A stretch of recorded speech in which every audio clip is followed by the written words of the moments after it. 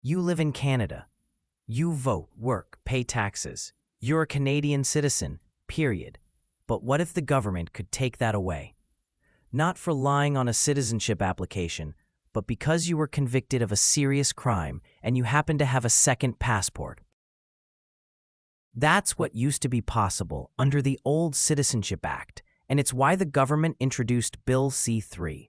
So what is Bill C-3? What does it change? And why should every Canadian, especially dual citizens, care? Let's break it down. Canadian citizenship gives you rights: the right to vote, the right to enter and remain in Canada, the right to access health care, legal protection, and carry a Canadian passport. It's more than paperwork. It's your membership in the country.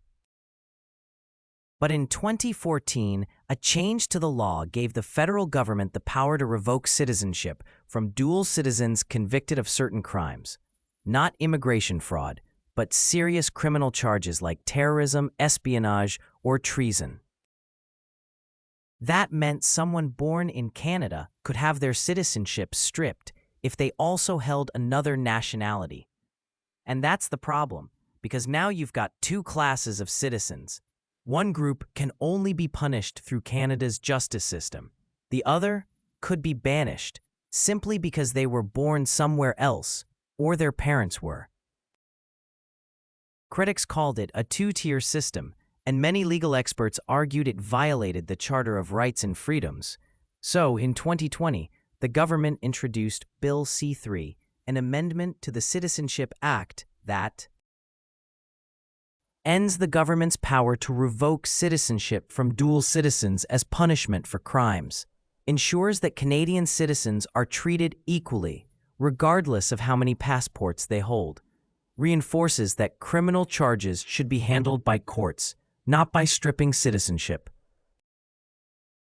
restores due process and fairness under Canadian law. Now, this doesn't mean you can never lose your citizenship.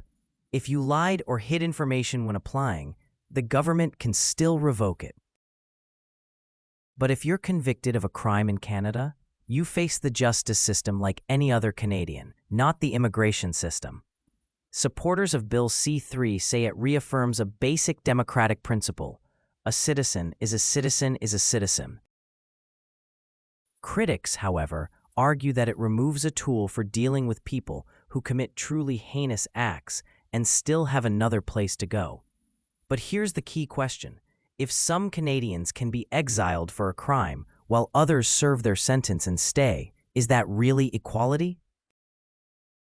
If this helped you understand Bill C-3, like this video, subscribe for more plain language explainers on Canadian law and politics, and share it with someone who thinks dual citizens should be treated differently, because in a free country, the law should treat you the same, no matter where your story began.